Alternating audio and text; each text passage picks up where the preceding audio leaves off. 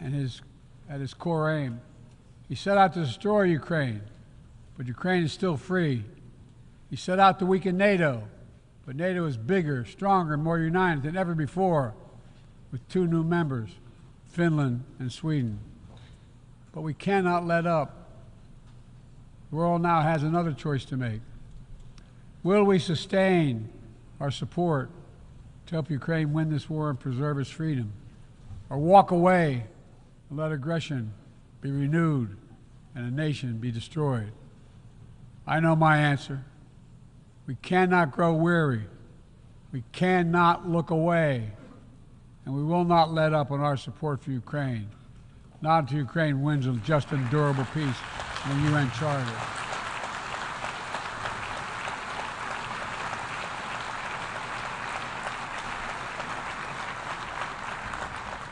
We also need to uphold our principles as we seek to responsibly manage the competition with China so it does not veer into conflict.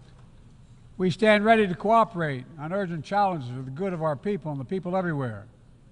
We recently resumed cooperation with China to stop the flow of deadly synthetic narcotics. I appreciate the collaboration. It matters for the people of my country and many others around the world.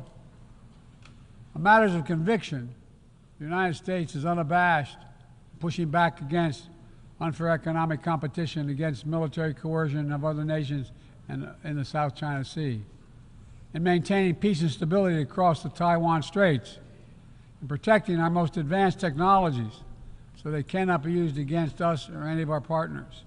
At the same time, we're going to continue to strengthen our network of alliances and partnerships across the Indo-Pacific. These partnerships are not against any nation. They're building blocks for a free, open, secure, and peaceful Indo-Pacific. We're also working to bring greater measure of peace and stability to the Middle East. The world must not flinch from the horrors of October 7th.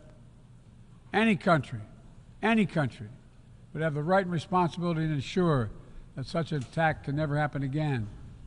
Thousands of armed Hamas terrorists invaded a sovereign state, slaughtering and massacring more than 1,200 people, including 46 Americans, in their homes and at a music festival. Despicable acts of sexual violence, 250 innocents taken hostage. I've met with the families of those hostages. I've grieved with them. They're going through hell. Innocent civilians in Gaza are also going through hell. Thousands and thousands killed, including aid workers. Too many families dislocated, crowding into tents, facing a dire humanitarian situation. They did not ask for this war that Hamas started.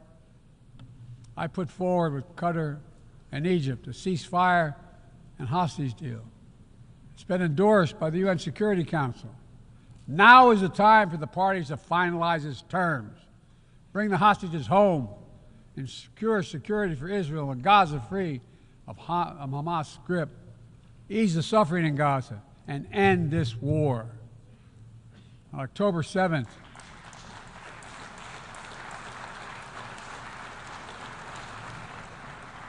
since October 7th, we've also been determined to prevent a wider war that engulfs the entire region.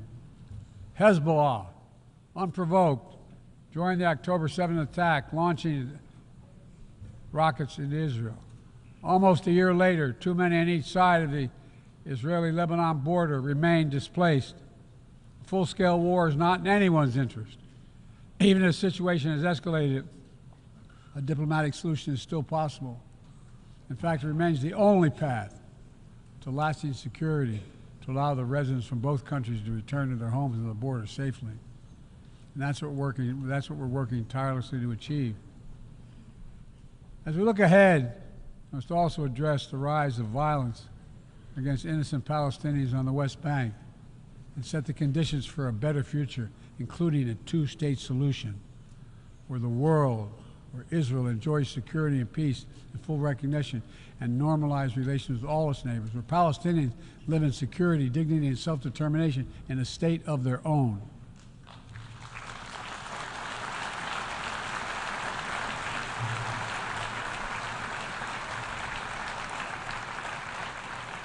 Progress toward peace will put us in a stronger position to deal with the ongoing threat posed by Iran. Together we must deny oxygen to its terrorist proxies, which have called for more October 7th and ensure that Iran will never, ever obtain a nuclear weapon. Gaza is not the only conflict that deserves our outrage. In Sudan, a bloody civil war unleashed one of the world's worst humanitarian crises. 8 million on the brink of famine. Hundreds of thousands already there. Atrocities in Darfur and elsewhere. The United States has led the world in providing humanitarian aid to Sudan. And with our partners, we've led diplomatic talks to try to silence the guns and avert a wider famine. The world needs to stop arming the generals, to speak with one voice and tell them, stop tearing your country apart, stop blocking aid to the Sudanese people, end this war now.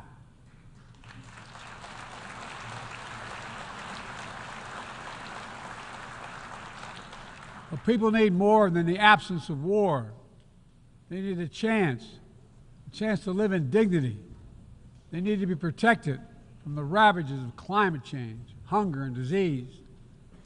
Our administration has invested over $150 billion to make progress and other sustainable development goals.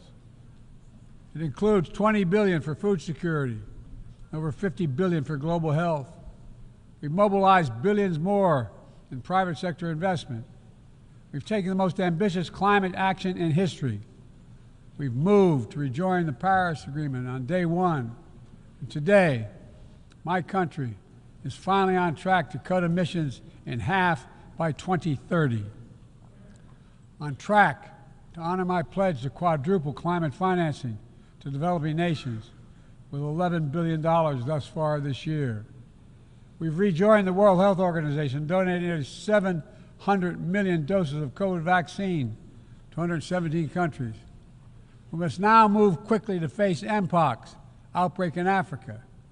We're prepared to commit $500 million to help African countries prevent and respond to Mpox and to donate 1 million doses of Mpox vaccine now.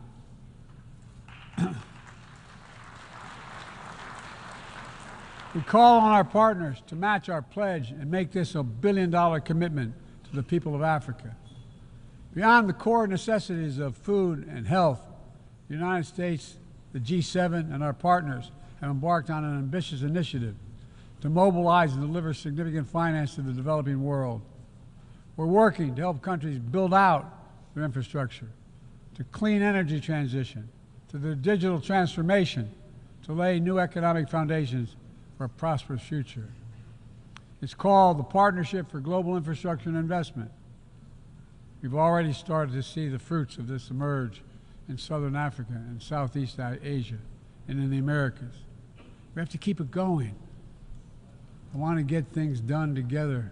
In order to do that, we must build a stronger, more effective, and more inclusive United Nations. The UN needs to adapt and bring new voices and new perspectives. That's why we support reforming and expanding the membership of the UN Security Council.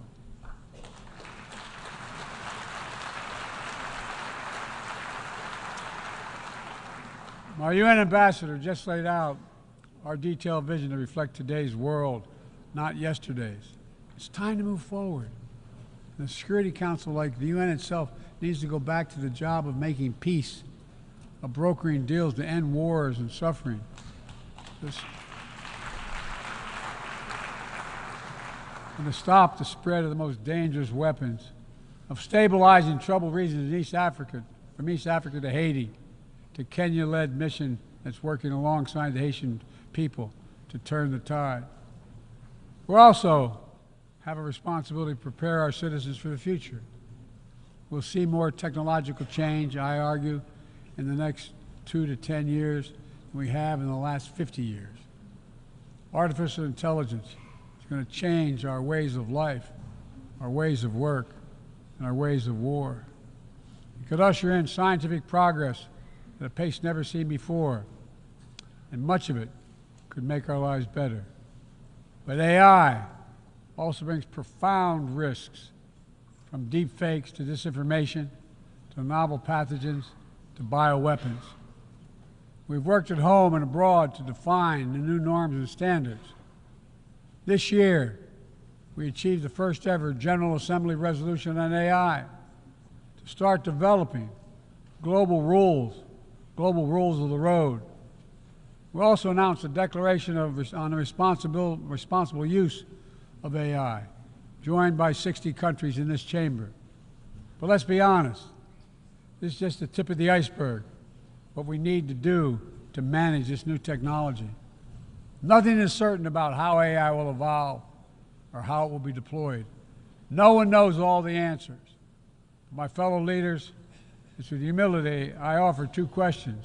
First, how do we as an international community govern AI?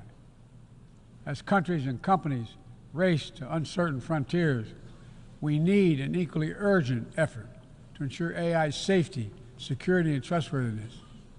As AI grows more powerful, it also must grow more responsive to our collective needs and values. Benefits of all must be shared equitably. It should be harnessed to narrow, not deepen, digital divides. Second, will we ensure that AI supports rather than undermines the core principles that human life has value and all humans deserve dignity? We must make certain that the awesome capabilities of AI will be used to uplift and empower everyday people, not to give dictators more powerful shackles on the human spirit. In the years ahead, there may well be no greater test of our leadership than how we deal with AI. Let me close with this. Even as we navigate so much change, one thing must not change. We must never forget who we're here to represent. We, the people. These are the first words of our Constitution, the very idea of America. They inspired the opening words of the UN Charter. I made the preservation of democracy the central cause of my presidency. This summer, I faced a decision whether to seek a second term as president.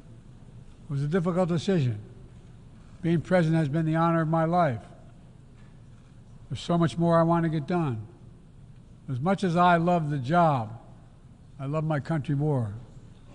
I decided after 50 years of public service, it's time for a new generation of leadership to take my nation forward. My fellow leaders, let us never forget, some things are more important than staying in power. It's your people.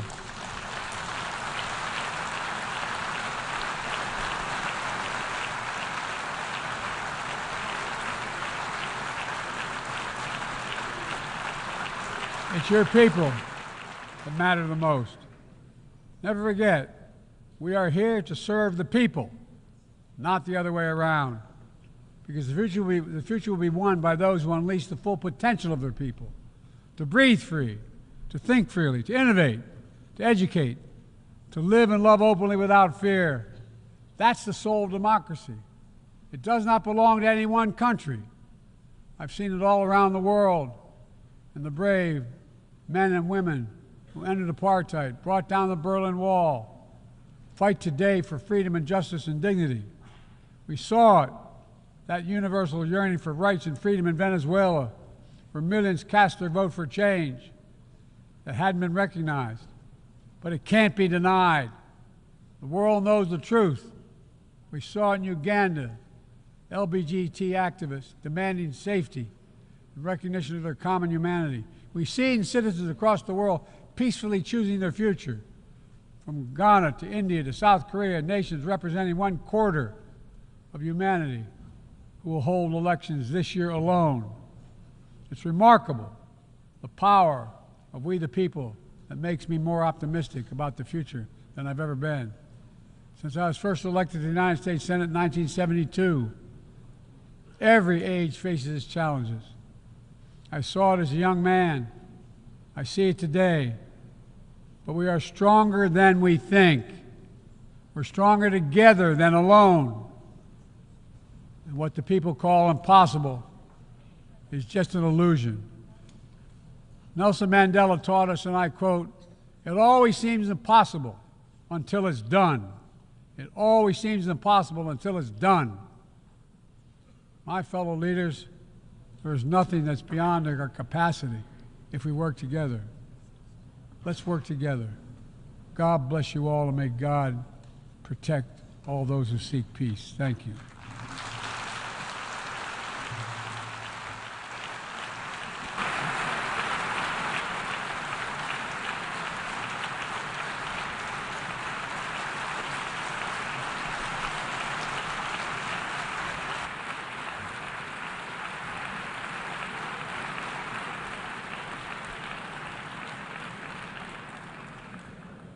On behalf of the Assembly, I wish to thank the President of the United States of America. May I request representatives to remain seated while we suspend the meeting for 5 minutes before resuming to hear the next speaker.